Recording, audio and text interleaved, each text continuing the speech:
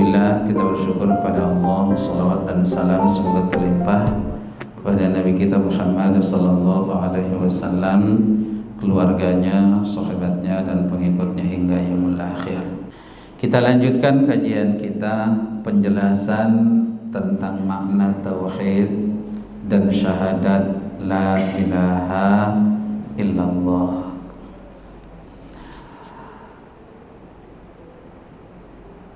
Bab ini merupakan bab yang sangat penting karena seluruh bab sebelumnya dibangun di atas bab yang ini sebenarnya. Keutamaan tauhid bisa menggugurkan dosa dan bahwasanya memurnikan tauhid bisa memasukkan seseorang ke dalam surga tanpa hisab dan tanpa azab. Ini semua hanya bisa diraih dengan mengamalkan tauhid dengan makna yang benar. Maka dari itu menyangkut tauhid ini panjang lebar sebenarnya ya. Tapi paling tidak terhimpun paling tidak 5 sampai 6 menyangkut kalimat la ilaha illallah. Yang pertama adalah kandungan kalimat la ilaha illallah. Kandungan kalimat la ilaha illallah pertama adalah al-halaf ataupun al-qasam. Artinya adalah sumpah. Maka dari itu apabila seseorang mengucapkan kalimat la ilaha illallah, pada hakikatnya dia sedang bersumpah. Sumpah itu tidak boleh untuk main-main. Harus benar-benar sesuai dengan tujuan kalimat la ilaha illallah itu. Setelah kita bersumpah, maka kandungan yang kedua adalah al-i'tiraf wal iqrar, yaitu mengadakan pernyataan atau mengadakan pengakuan. Ketika kita membuat surat pernyataan, sudah barang tentu perkara itu adalah sesuatu hal yang sangat penting bagi kita. Kalau tidak perlu, maka dari itu tidak perlu surat pernyataan atau surat pengakuan. Maka dari itu ini dua adalah kandungan la ilaha illallah. Yang pertama adalah sumpah, yang kedua adalah pengakuan ataupun pernyataan. Baru kemudian makna kalimat la ilaha illallah. Maknanya, kalau kita hanya sekedar mengartikan la ilaha illallah, la artinya tidak atau tidak ada, ilah artinya yang disembah, illa kecuali Allah adalah Allah. Berarti tidak ada Tuhan selain Allah.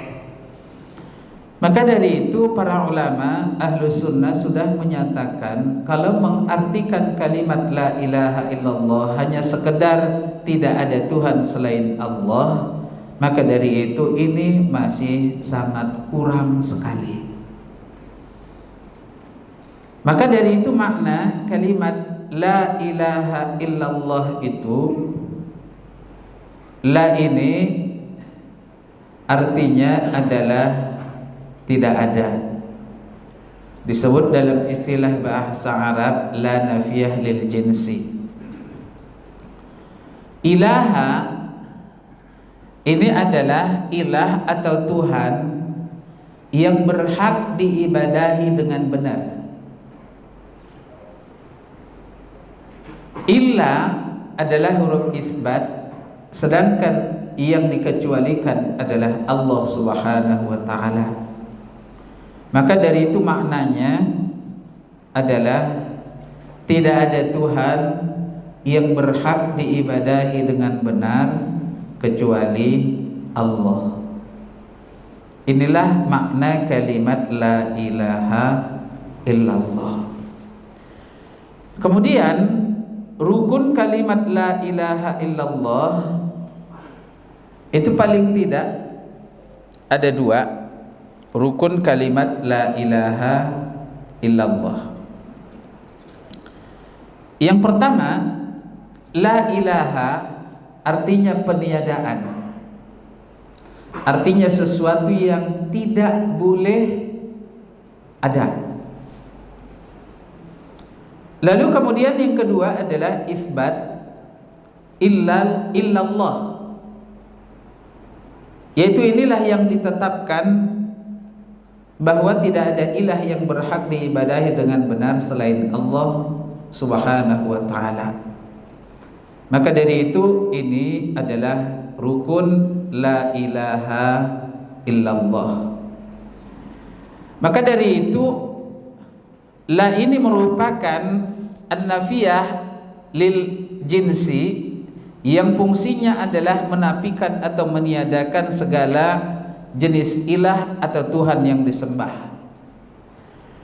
Sedangkan ilah yaitu sesembahan, lafal ilah dalam bahasa Arab artinya adalah al-ma'bud, yaitu yang disembah. Karena ilah dalam timbangan fi'il yang artinya adalah maf'ul, jadi ilah maksudnya adalah al-ma'luh. Kitab yang dimaksud adalah maknanya adalah al-maktub. Maka dari itu Ibnu Abbas radhiyallahu anhuma ia mengatakan, dia meninggalkanmu dan penyembahan terhadapmu wahai Fir'aun. Maka ini diantara dari contoh kalimatnya. Sedangkan yang ketiga adalah istisna, yaitu pengecualian. Yang dikecualikan itu hanya Allah Subhanahu wa ta'ala. Maknanya adalah yang disembah, sebagaimana penjelasan Ibnu Jarir At-Tabari rahimahullah. Maka dari itu bab ini Syekh Muhammad At-Tamimi rahimahullahu ta'ala ia mengatakan paling tidak ada 5 dalil. Yang pertama, Allah Subhanahu wa ta'ala berfirman dalam surah Al-Isra ayat 57, Ulaika alladzina yad'una yabtaghuna ila rabbihimul wasilah. Orang-orang yang mereka seru itu mereka sendiri mencari jalan kepada Tuhan mereka. Siapa di antara mereka yang paling dekat kepada Allah Subhanahu wa ta'ala? Jadi ayyuhum aqrabu, siapa yang paling dekat dari mereka? Wa yarjuna rahmatah, dan mereka hanya berharap kepada Allah Subhanahu wa ta'ala. Wa yakhafuna azabah, dan mereka takut kepada azab Allah. Inna azab rabbika kana mahzura, dan sesungguhnya azab Rabbmu adalah sesuatu yang harus ditakuti. Sisi pendalilan dari ayat ini adalah ternyata mereka yang disembah selain Allah merupakan hamba-hamba Allah yang soleh. Maaf, beribu kali maaf. Orang Yahudi mereka menyembah Allah namanya Elohim. Tetapi Al-Quran menyebutkan mereka telah menetapkan anak laki-laki bagi Allah Subhanahu wa ta'ala bernama Uzair. Maka Uzair adalah anak laki-laki Allah Subhanahu wa ta'ala. Padahal Uzair adalah seorang hamba Allah yang soleh. Maka dari itu tidak ada ilah yang berhak diibadahi dengan benar kecuali Allah. Yang kedua adalah orang-orang Nasrani. Pada tahun 325 Masehi Nabiullah Isa alaihi salam dinobatkan menjadi Tuhan. Jadi bukan sebelumnya beliau menjadi Tuhan, tapi sejak dari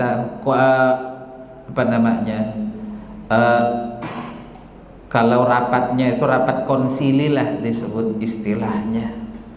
Ketika mereka menyebut dengan rapat konsili itu, mereka menetapkan bahwa Nabiullah Isa adalah sebagai anak bagi Allah. Sedangkan Nabi SAW diutus tahun 611 Hijriah. Maka dari itu Nabi Isa alaihissalam telah dinobatkan menjadi Tuhan oleh orang-orang Nasrani.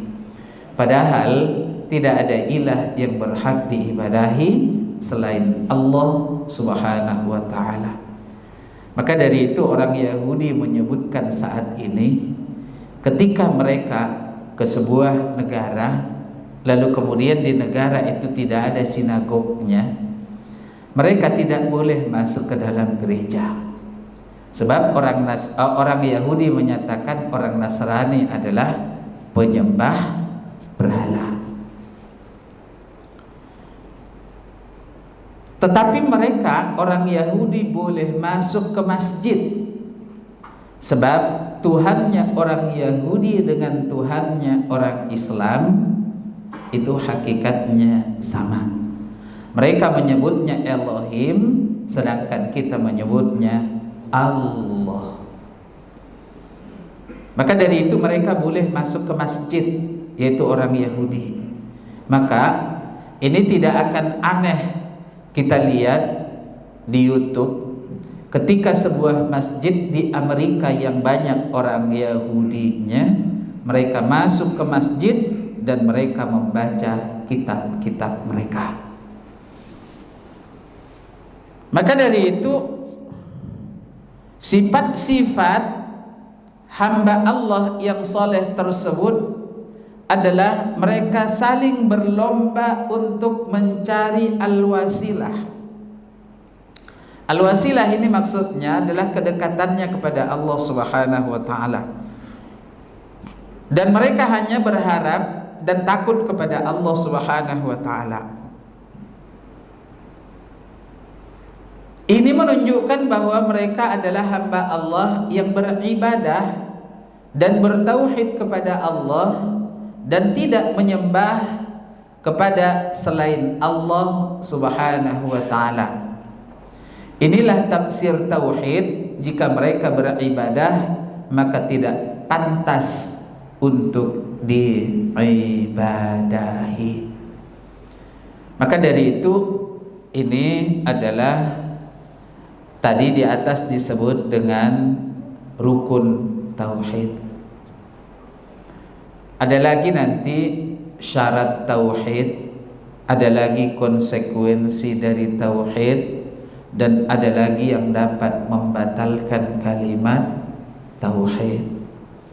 Maka dari itu apabila seseorang mengucapkan la ilaha illallah tapi dia tidak mengerti apa kandungannya, apa artinya, apa rukunnya, apa syaratnya, apa konsekuensinya, dan apa saja yang membatalkannya, maaf, beribu kali maaf.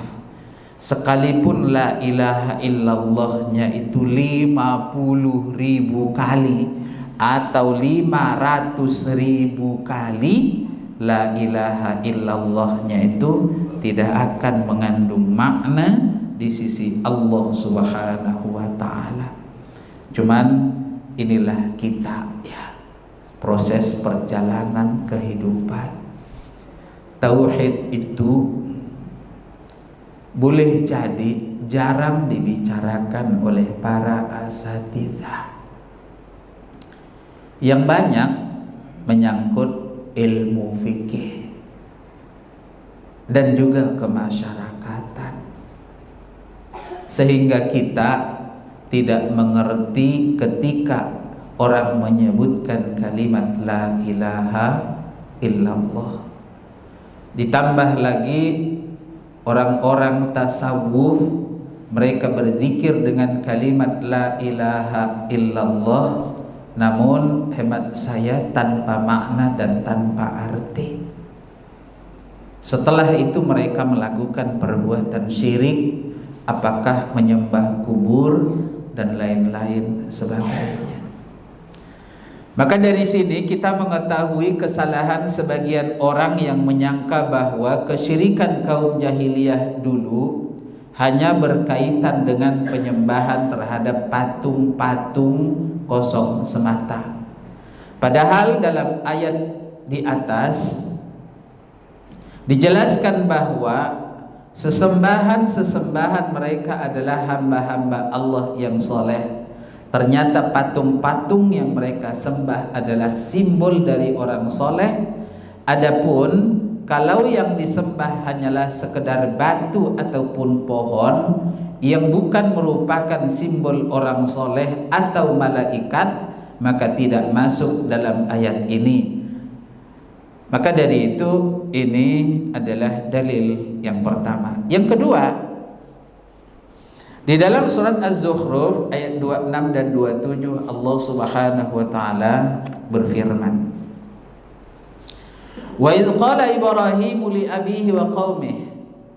Dan ingatlah ketika Nabi Allah Ibrahim beliau berkata kepada ayahnya Azar dan kepada kaumnya, "Innani bara'um mimma ta'budun." Sesungguhnya aku berlepas diri dari apa yang kalian sembah. Illalladzi fatarani, kecuali yang telah menciptakan aku, fa innahu sayahdin, dialah yang akan memberikan petunjuk kepadaku. Sisi pendalilan ayat ini mengandung an-nafyu dan al-isbat, persis sebagaimana yang dikandung oleh kalimat la ilaha illallah. An-nafyu artinya peniadaan, la ilaha, sedangkan isbat artinya adalah penetapan, yaitu illallah. Bukankah ini sebelumnya sudah kita bicarakan menyangkut rukun kalimat la ilaha illallah? Maka penafian pada firman Allah, bara'um mimma ta'budun, sesungguhnya aku membebaskan diri dari apa yang kalian sembah. Dan penetapan pada firman Allah, illalladzi fatarani, kecuali yang telah menciptakan aku.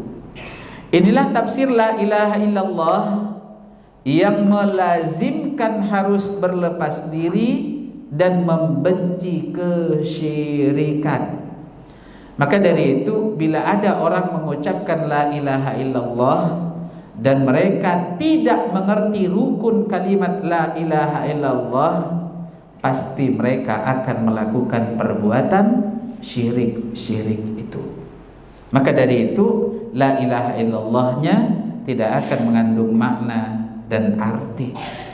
Dan perkataan Ibrahim alaihissalam, kecuali Allah yang telah menciptakan aku, adalah untuk mengingatkan kepada bapak dan kaumnya bahwasanya yang berhak untuk disembah hanyalah Allah yang menciptakan dia. Maka dari itu diantara dari faedahnya, ayah Nabiullah Ibrahim alaihissalam bernama Azar adalah seorang yang musyrik. Ini berdasarkan nas Al-Quran. Hal ini berbeda dengan pendapat sebagian dari ahli sejarah yang menyatakan bahwa bapaknya Azar bukanlah ayah Nabiullah Ibrahim alaihissalam, tapi sebagai paman beliau. Maka dari itu ini hemat kami adalah salah ini ya. Karena dalam bahasa Arab al-ab yaitu ayah terkadang maksudnya adalah al-am yaitu paman. Dan ayah Ibrahim namanya adalah Tarikh. Ini adalah pendapat yang lemah dan bertentangan dengan zahir ayat.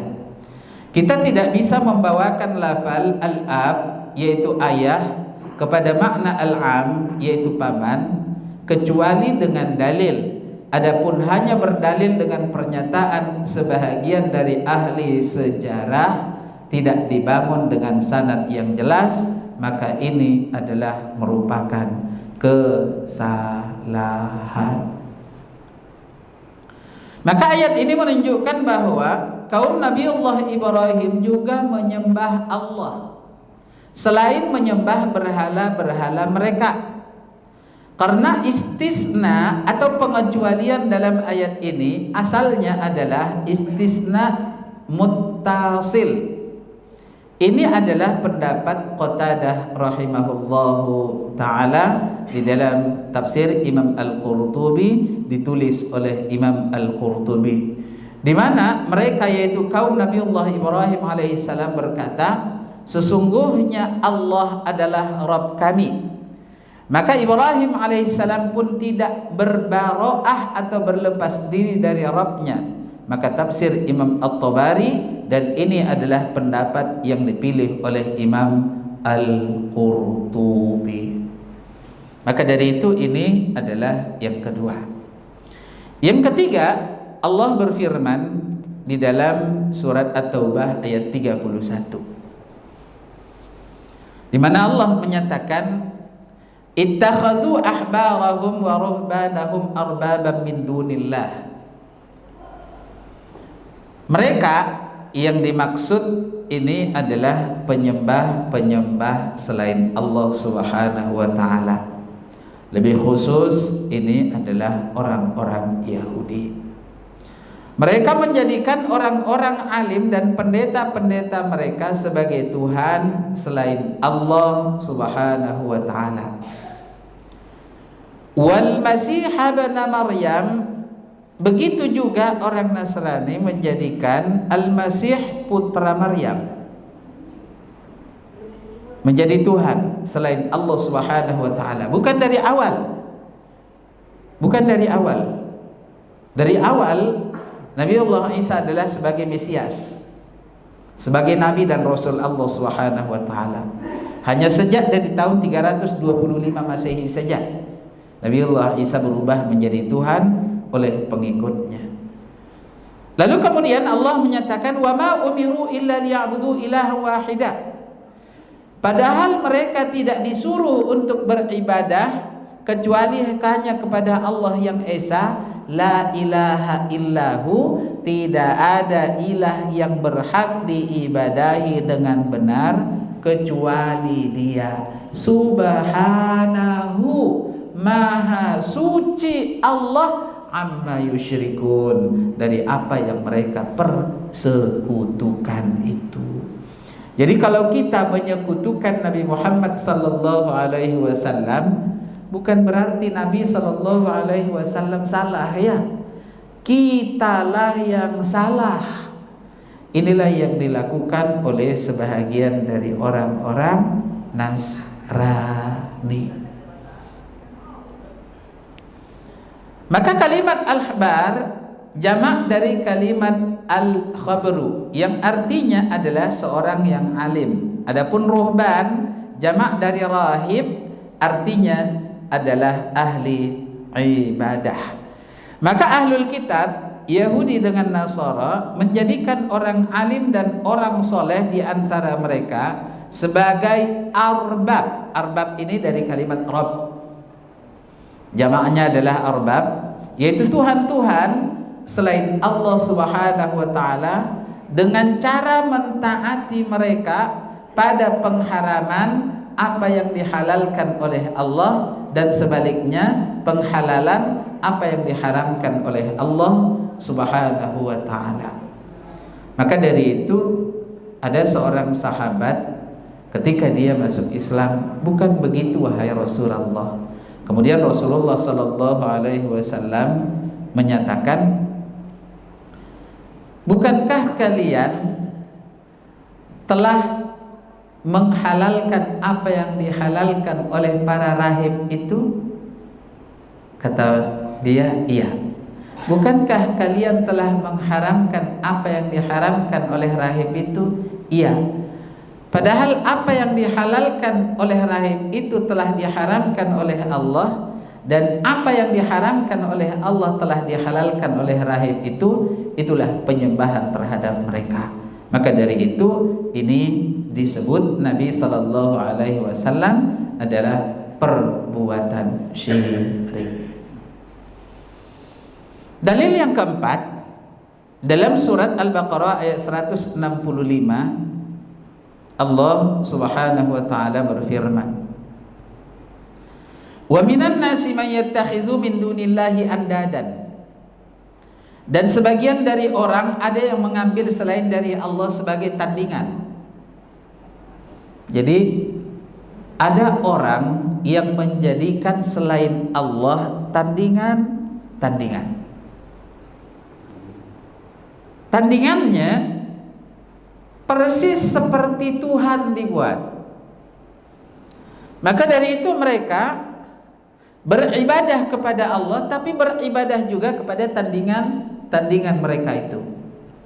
Maka Allah menyatakan yuhibbunahum kahubbillah.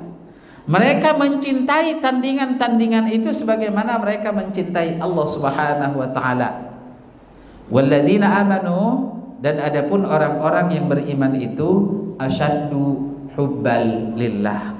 Mereka tentu kecintaan mereka kepada Allah tentulah lebih-lebih. Maka dari itu orang-orang yang beriman inilah yang benar. Ada dua pendapat dari kalangan ahli tafsir tentang firman Allah yuhibbunahum kahubbillah. Pertama, mereka adalah kaum musyrikin yang mencintai tandingan-tandingan tersebut sebagaimana kecintaan kaum mukminin kepada Allah Subhanahu wa taala. Kemudian yang kedua, mereka kaum musyrikin mencintai tandingan-tandingan tersebut sebagaimana kecintaan mereka, yaitu kaum musyrikin, terhadap Allah Subhanahu wa taala. Maka dari itu kedua-duanya ini juga adalah batil. Ini adalah salah. Maka dari itu tafsiran kedua lebih benar, karena di akhir ayat Allah berfirman walladzina amanu asyaddu hubban lillah, dan orang-orang yang beriman kecintaan mereka kepada Allah lebih besar. Maka dari itu mencintai Allah Subhanahu wa taala, mereka mencintai sebagaimana mereka mencintai Allah, begitulah mereka mencintai selain Allah Subhanahu wa taala. Kemudian yang ketiga, diriwayatkan oleh Imam Muslim dari Nabi sallallahu alaihi wasallam, ia telah bersabda, "Man qala la ilaha illallah." Barang siapa yang mengucapkan kalimat la ilaha illallah, tidak ada ilah yang berhak diibadahi selain Allah, wa kafara bima yu'badu min dunillah, dan dia menolak untuk beribadah kepada selain Allah. Jadi kalau dia beribadah kepada Allah tapi mereka juga beribadah kepada selain Allah, la ilaha illallahnya tidak akan ada maknanya. Bisa batal, Pak. Bisa batal. Cuman kalau disebut batal, Ibnu Taimiyah rahimahullah ta'ala menyebutkan ada 3 seharusnya yang menjadi alasan baru batal.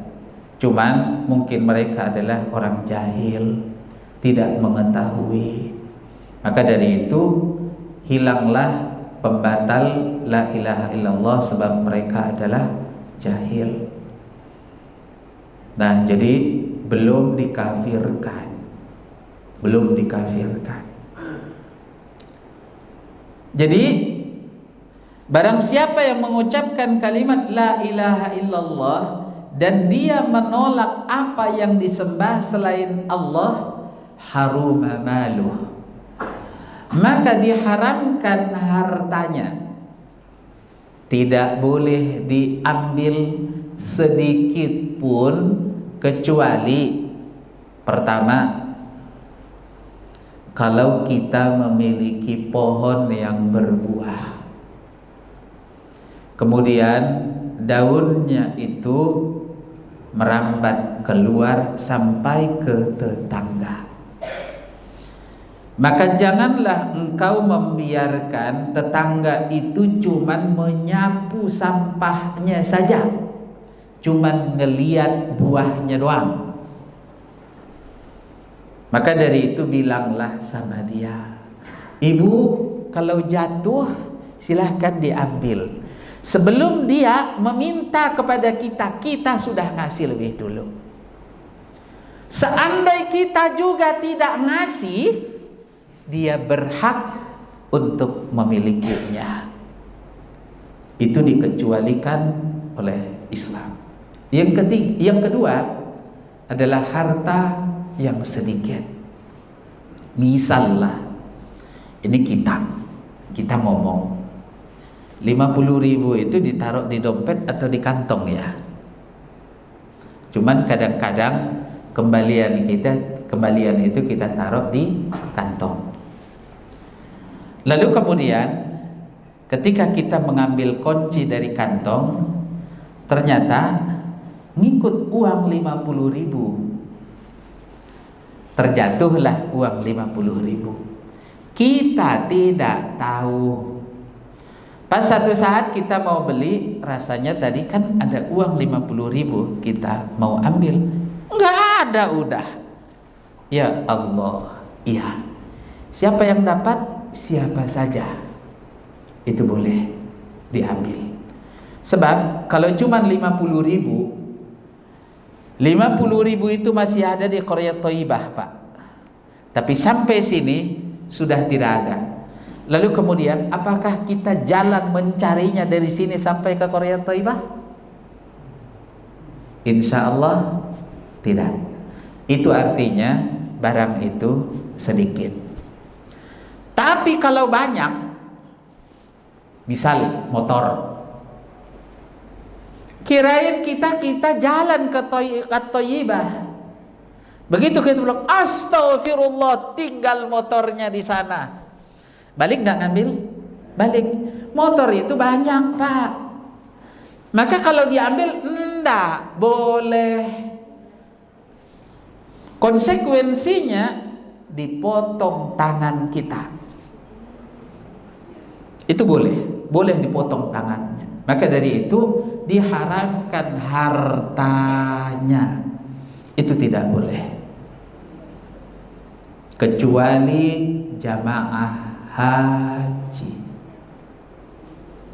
Jamaah haji itu memang banyak juga ternyata ya. Yang maaf, beribu kali maaf lah. Ekonomi lemah, lalu kemudian mengambil profesi sebagai maaflah tukang kutil barang orang di sana. Ketika kita memberikan infak sedekah langsung dikerubutin, lalu kemudian ada yang masuk ke kantong. Maka dari itu kami saja HP-nya hilang, Pak, pernah satu HP-nya hilang. Inna lillahi wa inna ilaihi raji'un dalam hati saya. Ya, udah selesai. Nggak ada pengen kita cari, enggak. Udah selesailah itu. Nah, jadi emang banyak di sana yang berprofesi sebagai tukang kutil, Pak. Lalu kemudian seharusnya kita adalah sebagai jamaah yang datang ke sana, sekecil apapun, sekalipun dia hanya sekedar sapu tangan, hindarinlah mengambil, sebab itu adalah fasilitas jamaah haji. Itu tidak boleh. Wadamuhu, dan juga diharamkan darahnya, tidak boleh dibunuh. Maka dari itu tidak boleh juga dicobak-cabik kehormatannya. Maka dari itu dia boleh dibunuh apabila dia ketahuan membunuh. Cuman ini berdasarkan pembuktian di pengadilan. Kalau yang dibunuh itu keluarganya memaafkannya, dia harus bayar diat. Diatnya Pak mahal banget diatnya itu. Maka dari itu diharamkan darahnya, tidak boleh ditumpahkan sedikit pun. Yang ketiga, wa hisabuhu 'ala Allah, dan hisabnya itu besok tergantung kepada Allah Subhanahu wa taala. Maka hisabnya itu terserah kepada Allah Subhanahu wa taala. Maka Nabi sallallahu alaihi wasallam bersabda, barang siapa yang mengucapkan la ilaha illallah, mengingkari sesembahan selain Allah, maka diharamkan hartanya, darahnya, adapun perhitungannya itu terserah kepada Allah Subhanahu wa taala. Kata kalimat dan dalam bahasa Arab asalnya adalah menunjukkan adanya al-mughayyarah, yaitu perbedaan antara yang sebelumnya dan dengan yang sesudahnya. Maka dari itu, dari sini difahami bahwa sabda Nabi sallallahu alaihi wasallam mengucapkan la ilaha illallah tidak sama dengan sabda Rasulullah sallallahu alaihi wasallam mengingkari sesembahan selain Allah.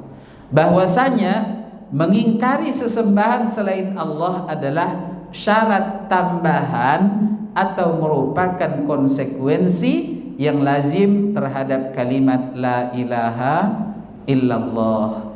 Maka pendapat lain yang menyatakan bahwa dan artinya dan wa kafara bima yu'badu itu dalam hadis bukanlah al-mughayyarah perbedaan, akan tetapi untuk penafsiran atau penyebutan yang khusus setelah yang umum, karena mengingkari sesembahan selain Allah adalah merupakan bahagian kalimat la ilaha illallah, hanya saja lebih khusus dari kalimat la ilaha illallah itu. Maka dari itu ini adalah makna kalimat la ilaha illallah, sekaligus adalah rukun kalimat la ilaha illallah. Mungkin inilah sebagai penjelasan tentang makna kalimat tauhid la ilaha illallah yang terdapat dalam syahadat la ilaha illallah yang disebut dengan syahadatut tauhid, yaitu pengesaan, persaksian, pengesaan Allah Subhanahu wa taala. Wallahu a'lam bissawab. Silakan kalau ada yang mau ditanyakan. Ya, silakan Pak.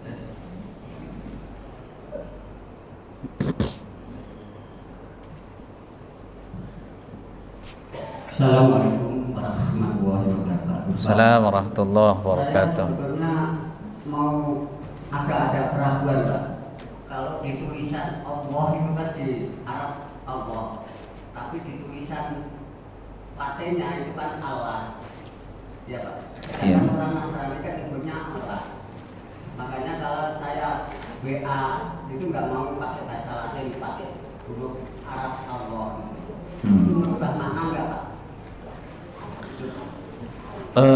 Kalau kita menulis kalimat Allah, maka membacanya harus Allah.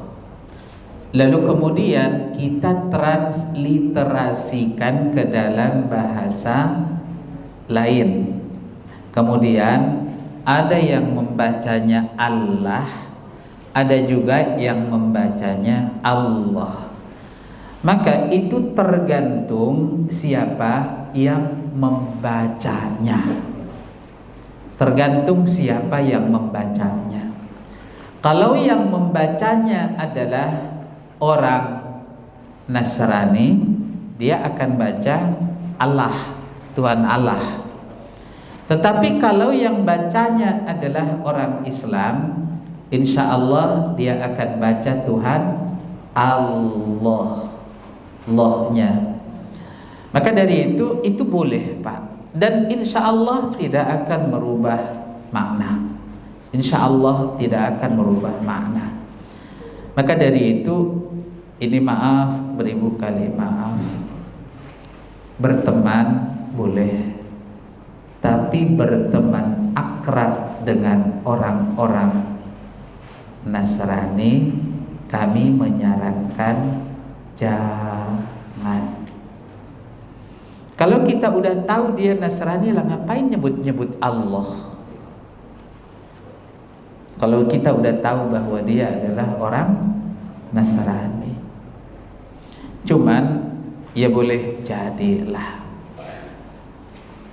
akhi Donditan itu sudah banyak mengislamkan orang-orang Nasrani ya, sampai saat ini nggak tahu udah berapa ribu Pak yang dia islamin. Maka di Jakarta saja 6 orang dalam 1 hari di Jakarta. 1 harinya 6 orang. Itu coba. Mungkin mereka mendapatkan tulisan, lalu kemudian mereka membacanya Allah, sedangkan tulisan itu adalah Allah. Nah, lalu kemudian ketika orang Katolik Koptik yang ada di wilayah Mesir, mereka kan bahasa Arab Pak ya, orang Katolik Koptik yang ada di Mesir itu, Katolik Ortodok, mereka berbahasa Arab, maka bahasa Arabnya Allah. Nah, jadi wallahu a'lam lah ya. Padahal sebenarnya Allah di dalam agama Nasrani itu tidak pernah ada, tetapi mereka mengatasnamakan dengan sebutan Aba, yaitu Tuhan Bapa. Maka disebut dengan Aba. Maka dari itu kalau ada tulisan kaligrafi di tengahnya ada tulisan Aba gitu, itu adalah hasilnya kaligrafi orang Nasrani. Tapi karena Islamnya ndak ngerti, dibeli oleh orang Islamnya. Insya Allah tidak akan merubah makna. Wallahu a'lam. Ini kejadian di masjid ini. Satu hari ada seorang menemukan uang salah 2 terus diberikan pengurus ini, tolong masukkan saja ke pos selain itu, semoga Allah memberi ini berkat infak, menjadi infak mereka ataupun kita sekitar. Apakah itu dibenarkan? Wallahu a'lam. Sebab uang itu belum tentu bisa dipastikan dari uang orang Islam. Mungkin dia uangnya orang non-muslim. Uangnya di masjid. Oh, uangnya di masjid. Oh, kalau uangnya di masjid bisa dipastikan bahwa dia adalah uang dari masjid. Kalau di masjid mayoritas adalah muslim. Kalau kita di Indonesia lah ini, kecuali kalau kita datang ke Istiqlal ya. Di Istiqlal itu sebab Istiqlal adalah masjidnya negara, maka boleh orang Nasrani masuk ke dalam Istiqlal, sehingga bisa jadi jatuh duitnya. Lalu kemudian kalau kita menyatakan berniat bahwa dia dimasukkan saja, pahalanya disampaikan kepada pemiliknya, belum tentu bisa sampai. Belum tentu Pak bisa sampai. Tetapi bolehkah kita menaruh ke masjid? Boleh. Itu pertama. Pertama ini boleh dilakukan ke masjid. Lalu kemudian kita kalaukan saja di dalam hati, kalau dia ya Allah pemiliknya adalah muslim, tolong sampaikan pahalanya sama beliau. Tetapi kalau beliau bukan orang Islam, maka berdoalah agar dia masuk Islam. dengan infaknya itu ditaruh ke masjid. Kita nggak tahu Pak kayak apa ya. Mungkin sekarang dia masih benci terhadap Islam. Lalu kemudian pada satu saat nanti ternyata dia kembali kepada Islam. Kita nggak tahu ternyata adalah keutamaan dari uang yang terjatuh itu yang dimasukkan oleh seseorang ke masjid. Maka dari itu ya sangka baiklah. Itu boleh. Masjid juga uang itu adalah halal. Ini kalau menyangkut uang, katakanlah harta lah, bukan uang, harta yang sedikit. Kalau kita Pak adalah seorang pemilik harta, seorang pemilik harta kita akan berusaha untuk tidak memilikinya. Kalau kita dapat uang 50.000, maka kita akan masukkan ke kenceleng masjid. Atau ketika kita melihat ada seorang bapak-bapak tukang dorong sampah, Pak sini. Lalu kemudian kita nggak perlu Pak memberitahu, ini saya dapat tadi uang, nggak perlu Pak, nggak perlu itu. Kita kasih saja sama dia, ya nih, dia bilang terima kasih Pak, makasih dia bilang. Padahal itu uang, bukan uang kita. Nah, jadi ini adalah bagi kita demi untuk menjaga agama kita, maka kita tidak akan pernah memanfaatkan harta yang bukan milik kita. Saya menyarankan jangan langsung beli pulsa Pak. Iya. Nah, dapat tadi uang 50.000 beli pulsa dong. Ya. Itu kalau bisa sih jangan. Kalau bisa jangan. Allahu a'lam bishawab. Terima kasih atas segala perhatian. Mohon maaf atas segala kekhilafan dan kekurangan dari kami. Terakhir kita tutup dengan doa kafaratul majlis. Subhanakallahumma wa bihamdik asyhadu an la ilaha illa anta astaghfiruka wa atubu ilaik. Sallallahu ala nabiyina Muhammadin sallallahu alaihi wasallam. Hadanallahu iyyakum wa minkum. Wassalamualaikum warahmatullahi wabarakatuh.